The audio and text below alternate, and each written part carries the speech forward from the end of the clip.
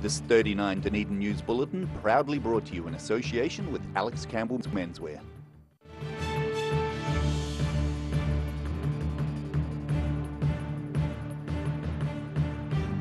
Tonight on 39 Dunedin News, a local nightclub attempts to regain its liquor licence, claiming the facts have been distorted. A former Dunedin police officer settles into her new home and job as the top cop on the West Coast. And a resource consent hearing addresses public concerns over a proposed wind farm, but is a decision imminent?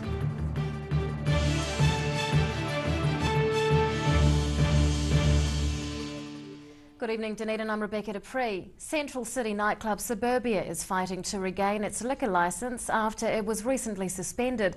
The suspension came after an incident of overcrowding 2 weeks ago when local firefighters found almost double the bar's capacity inside. But bar staff are disputing the facts. Hoping for a second chance, those in charge of Central City nightclub Suburbia are trying to persuade the City Council's District Licensing Committee to reinstate their liquor licence. The licence was suspended after a request from the fire service, who recently found the premises overcrowded. Information provided by attending firefighters indicated that the premises was only partially evacuated and that it was very difficult to gain access to the basement level due to the large numbers of patrons attempting to evacuate the premises. A thermal detector on the basement dance floor was tripped twice that night, prompting 2 fire service call-outs. Firefighters say they discovered 300 people at the bar, well over its 160-person capacity. But in neither call-outs was the building evacuated fully. The number of people witnessed by firefighters exceeded the maximum occupancy for this premises and prevented an efficient and effective evacuation from occurring. It is our opinion that if a fire were to occur in Suburbia Eatery and Nightlife in the early morning of Sunday the 22nd of May 2016, there would have been the very real potential for numerous serious fire and crush-related injuries to occur. Staff at the popular nightclub say they're trying to right their wrongs. They've put in place measures such as frequent head counts, as well as ensuring staff have proper fire evacuation training. While they accept that the premises was over capacity on the night in question, they say it was a one-off incident due to it being a graduation weekend. We're not interested in debating it, but I would, the 300 people I find probably an excessive number, but that's par for the course. There were some issues with their evacuation and we're willing to take that on board. It's hoped that a decision will be made by the end of the day, but with the hearing running longer than expected, it's unclear whether that will be the case. Annabelle Dick, 39 Dunedin News. Enterprise Dunedin is set to spend an additional $300,000 a year to entice more people to move south. The allocation is on top of the existing international tourism budget and includes $100,000 for domestic marketing. The additional $200,000 is earmarked for promotion of the city to Australians. Staff will work with industry partners on the 2-year marketing plan, outlining the key goals and objectives for the funding. This latest push to attract more people to Dunedin follows on from a print supplement targeting Aucklanders earlier this year. A former Dunedin-based policewoman is settling into her new life on the West Coast in the region's top police position. Newly appointed West Coast Area Commander Mel Aiken is still new to the role, but is finding her feet quickly. And while work is going well, it's her passion for marathon running that's been impacted most by the move. Second place to a stellar career. Marathon runner and policewoman Mel Aiken is okay with coming second at the recent Christchurch Marathon, but admits her move to Greymouth to fill an area commander role has had an impact. Yeah, second. What's up with that? Yeah, I had a really good run. I would love to take first place. The last few months with work have sort of had a little bit of an impact on my running. Now that Aiken's feeling settled in her new role as the area commander and living on the West Coast, she expects her time to improve. She began running marathons just 4 years ago, but says it's a sport that very much fits her personality. As a fairly determined person who likes to do well, I had to find something that I could do well at. So I gave running a crack and did all right in my first race. So in that year I thought, oh well, I might as well just go and run a marathon. So I ran my first marathon, which was the Christchurch Marathon in 2012.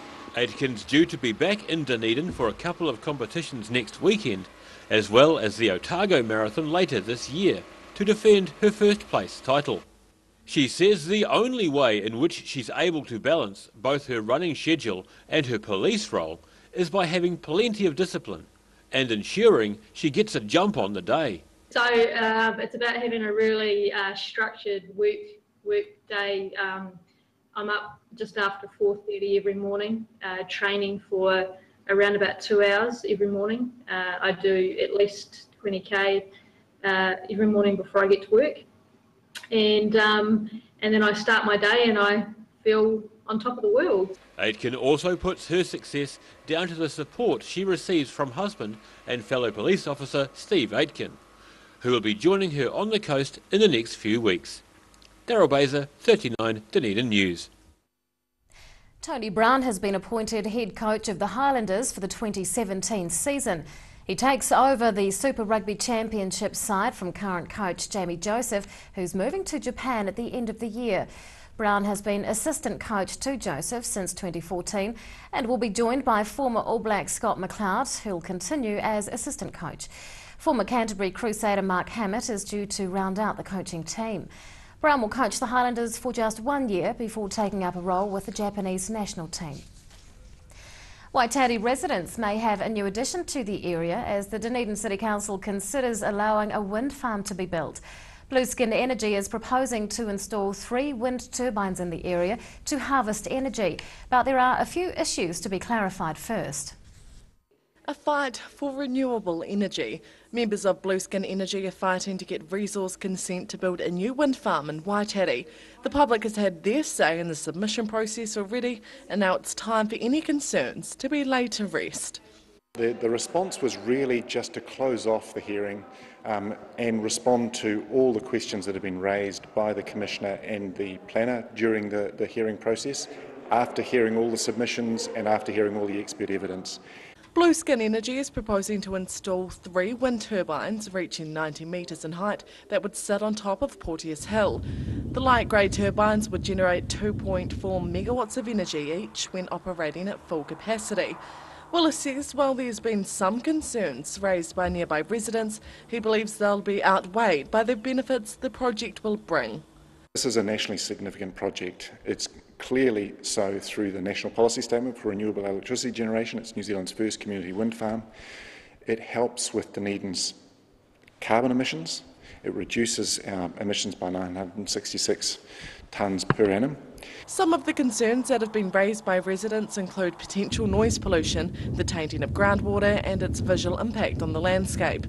But Willis says the group has done their research and provided evidence to show that the perceived issues will be mitigated. We're very comfortable that we've provided very good evidence. We've done a lot of work, and there's a great example is the spring issue. I mean, we know we've got expert evidence that springs are not going to be an issue. All the information provided is set to be considered in the decision on whether to grant consent decided in private. That decision is expected to be released by the end of June. Annabelle Dick, 39 Dunedin News. Still to come on 39 Dunedin News, we chat with a designer who's been invited to show her work at New Zealand Fashion Week, and a local mountain biking club makes waves nationally.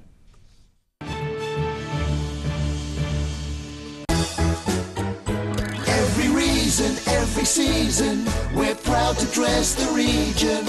Alex Campbell menswear, it fits.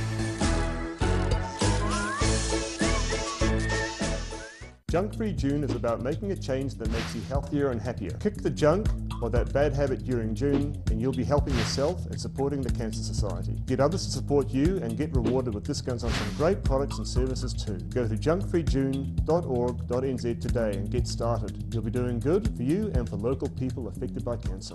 It's on again. The Star Regent 24-hour book sale starts noon 10th of June. Don't miss out! We're a 25 Moray Place at Dog with Tails Cafe and Bar. So we take coffee very seriously. We do what's called contract roasting, so we're creating our own roasting profile and then doing our own blends. We're really focused on the craft of what we're doing. You know, we're going back, instead of going on mass-produced sort of cheap things. We're taking the time to really craft what we're making. Make it so anyone can come here and have a feed and be able to get something they're able to eat or that they want to eat as well. You're kind of getting a taste of cafes from all around the world when you come here. It's Junk-Free June. I'm giving up chocolate. Go to junkfreejune.org.nz today and get started. Come one, come all to the Lana Castle Winter Ball. Traditional dancing, dining and fun to be had. Dress up in your Victorian costume and experience the glamour of yesteryear and witness the address of the haggis. Friday 22nd of July, get in fast as tickets are limited. Call 4761616 or go online to www.lanarkcastle.co.nz.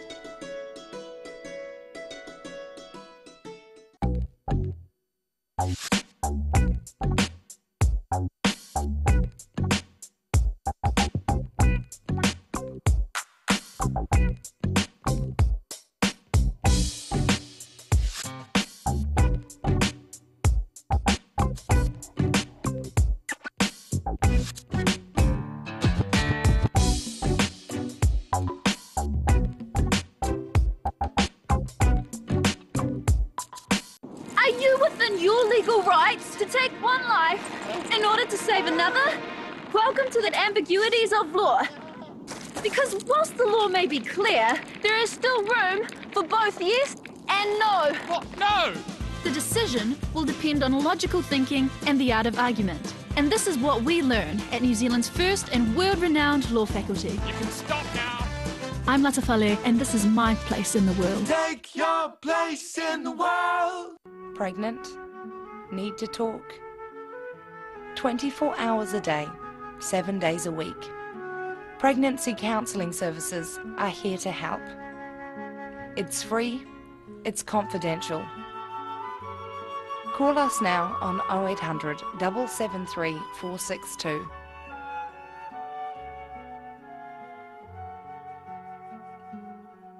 It's Junk-Free June. I'm giving up the couch.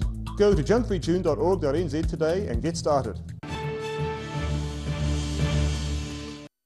Welcome back. The official cash rate remains on hold at 2.25%, despite many economists expecting it to be cut. Reserve Bank Governor Graham Wheeler noted that while global financial market volatility has lessened, the economy remains weak. As a result of the decision, the Kiwi dollar rose, hitting a 12-month high of just over 71 US cents. While customers don't borrow at the rate of the OCR, it has a direct influence on the interest rates of mortgages and the returns of bank deposits. And on that note, let's take a look at today's markets. The NZX 50 has closed the day down 21 points, it's now at 6,971. The FTSE is up 17 points. And to the exchange rates, and the Kiwi dollar is up against all the currencies we follow. An Otago Polytechnic fashion graduate has been invited to show at New Zealand Fashion Week as part of an inaugural graduate show. It's the latest in a raft of accomplishments for Kenya Quinn, and she joins us to talk about the exciting opportunity. Good evening. Hi. Now, how has this selection come about? So Margot Barton at the Otago Polytechnic actually messaged me and asked me to come up to her office, and I was a bit worried because I didn't know what it was about, and then she said to me that I was chosen for Fashion Week, which was really exciting because I didn't actually know about the opportunity. And finding out more about it when she was talking about it was really cool. And was it something that she'd done? She selected you? Not necessarily. It was based off marks. So okay, wonderful. Yeah. What do you need to do to prepare for the event? It's coming up in August, isn't it? It's not far away. No, it's creeping up very quickly.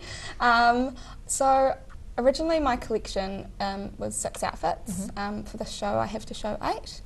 I do want to extend the collection though further than, instead of just making 2 extra pieces, I want to restyle and remake a couple of outfits as well as the extra 2, just to... So you've got a little bit of work to do. Yeah. What are you hoping to get out of this experience? Well, I hope to get some exposure. I want to have my own label. I hopefully, after I finish study, start making some clothes and stocking in some stores. So it'll be good to get some exposure and get myself out there. Your work has already garnered a little bit of interest from the likes of Glassons too, hasn't it? Yeah, last year I earned an internship at their at their factory, and I am hopefully going to do that. I'm currently studying honours, so I've been a bit busy, but hopefully at the end of this year or next year I'll be able to partake in that internship. Was there any specific inspiration for your collection? My collection was based off mental instability in the creative industries. So I also looked into the idea of craft therapy to help with those ideas. And the craft I chose was embroidery, so I used embroidery really messily and made it unravel and had lots of raw edges in my garments. Wow. Do you think the fashion industry is quite hard to get into in this country? Yes and no. We're a small country, but we're very supportive of each other. So I think if you work hard, then you really can make it. Yeah. Do you think it's hard to make something creative that's also commercial? For me, I try to make everything functional. Even if it is a little bit crazy, it is still wearable and functional as a garment. And I think wearability is in the consumer, not the designer. It's like my friend just made some stuff that she didn't think would ever be worn by people because it was so delicate, but then she got commissioned to make some for someone who fell in love with it and wanted to wear it. So, yeah. Is fashion designing then a career path you want to pursue? Definitely, yeah. I want to be a fashion designer. I want to have my own label. So you shall, I'm sure. Kenya Quinn, fashion designer, good luck in New Zealand Fashion Week. Thanks for your time. After the break on 39 Dunedin News, we find out which local club has earned the title of Club of the Year, and we take a closer look at late night taxi stand issues.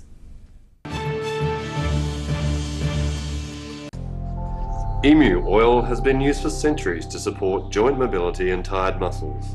Also helpful for supporting healthy skin. Available as oil or in capsules. Go to www.silverhorn.co.nz to order emu oil today. It's Junk-Free June. I'm giving up the couch. Go to junkfreejune.org.nz today and get started.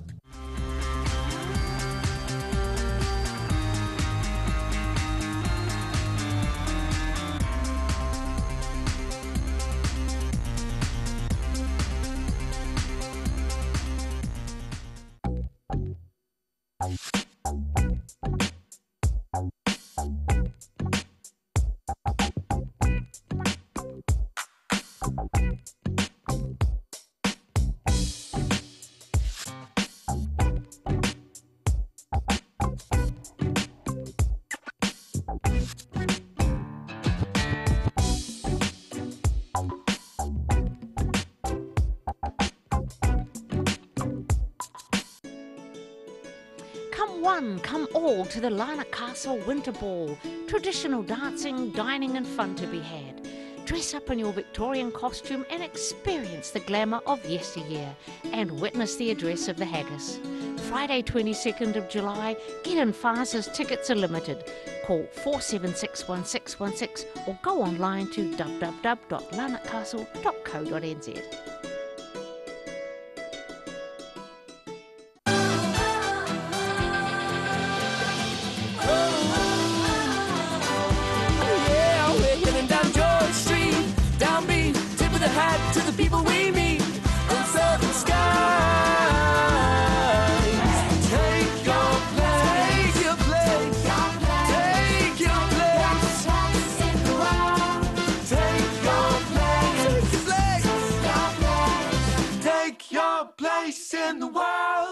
It's Junk-Free June.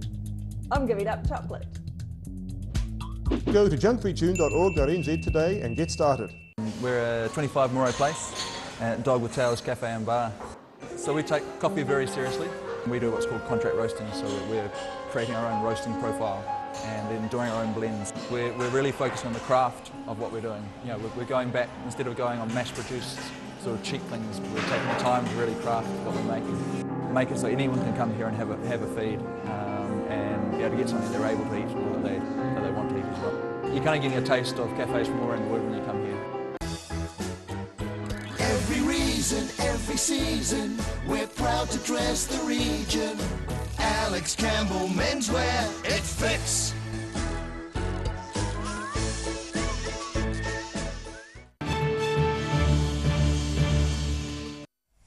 Welcome back. A Dunedin-based mountain biking club has won big at the annual Cycling New Zealand Awards held recently. Mountain Biking Otago received 3 national accolades at the ceremony, including the coveted Club of the Year prize. But for one member, it's the personal recognition he received that's of the most value. A literal handful of awards. Mountain Biking Otago member Chris Arbuckle is clutching the club's 3 awards won recently at the Cycling New Zealand Awards. But with a new club room in the planning stages, it's not clear where the honours will be kept. Whenever we have a club rooms, the plan is ultimately where we're standing. There'll be hopefully a road put in here and a car park up on the top field above the Logan Park High School. And at some point we'll have club rooms there, whether they're part of a big sports hub that we've been involved in the thinking around, or we'll just put up a room and put stuff there. For the moment, they'll probably be displayed wherever we can put them. Although the club has been running for 20 years, Arbuckle says a lot of the recognition it's received is fairly recent. He says it's unsurprising that it's taken a while for some people to take notice, as plenty of their work often goes unseen.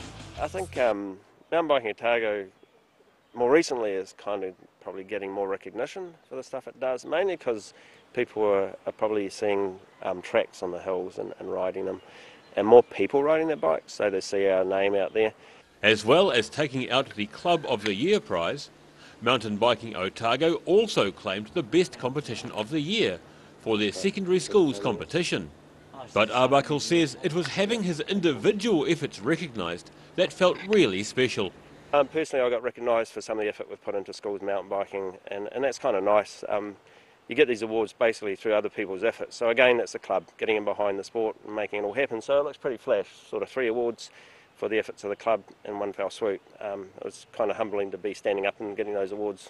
While the wintry weather is beginning to take hold locally, Arbuckle says the club still has plenty going on.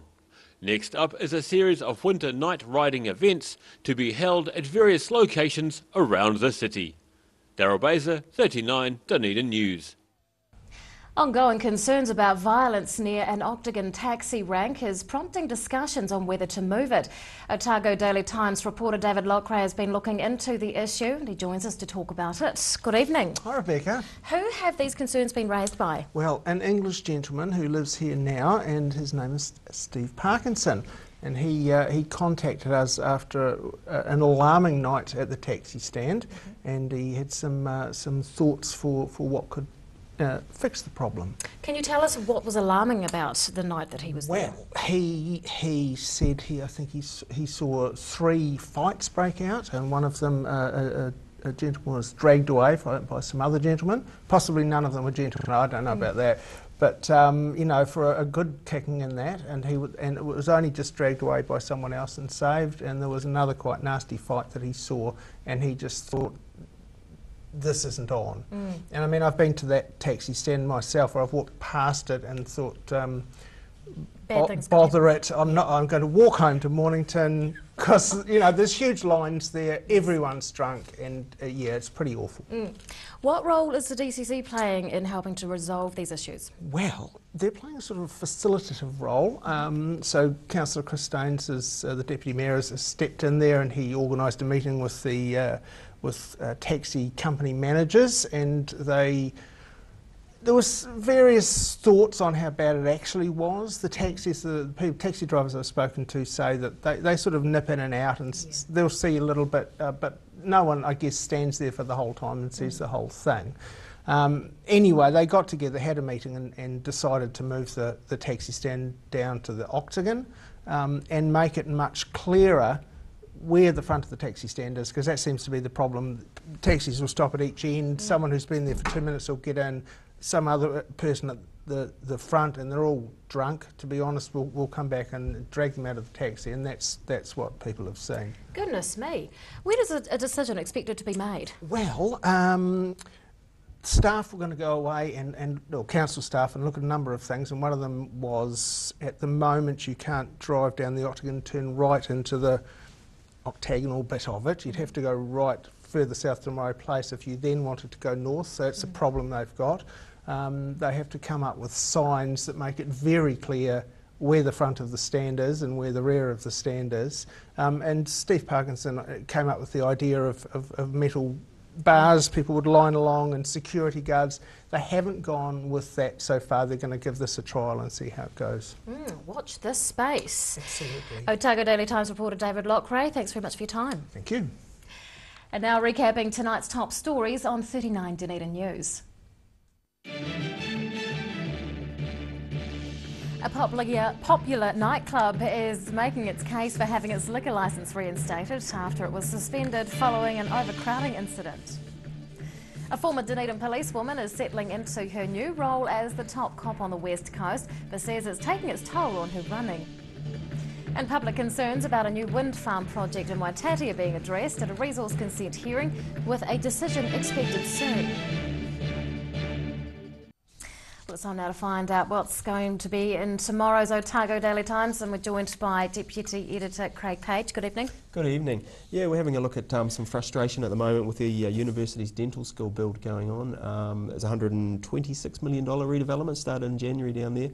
But some of the recent redevelopment work has caused problems for about 19 toilets, which has made it difficult using them, which has then subsequently led to 500 patients having their appointments cancelled or rescheduled. I'm hoping to get those toilets up and running in the next few days and get things back on schedule. But there's a few grumpy people and with sore mouths at the moment.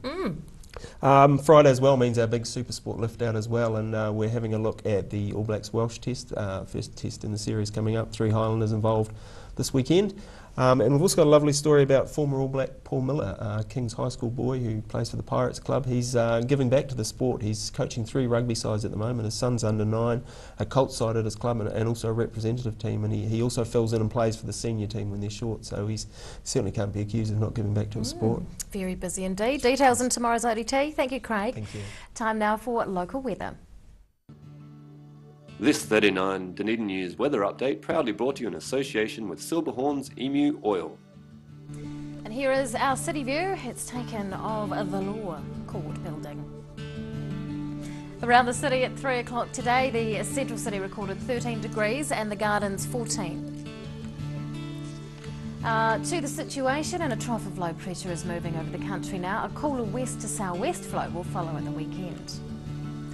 To the forecast for some of the main towns in the lower south for tomorrow. Strong westerlies with showers for Invercargill and Te Anau. Strong westerlies with showers later on for Gore, and just the risk of showers in Alexandra with strong westerlies and a high of 13. And strong westerlies with the risk of showers for Queenstown, Wanaka and Trizell. The showers will come along a wee bit later in the day for Oamaru with nor'westers there and a high of 14. And Dunedin tonight remaining fine with a low of 7. High cloud increasing tomorrow with a few showers developing in the afternoon, a high of 14. And on Saturday, sunny periods and cooler southwesters with a high of 11. And to the Otago Pallet Fires tidal and fishing information, high tide tomorrow morning is at 5 to 8, low tide follows at 20 to 3. And fishing conditions look good tomorrow, especially at around 10 past 5 in the evening. And that is local news for Thursday. We'll see you again tomorrow. Good night.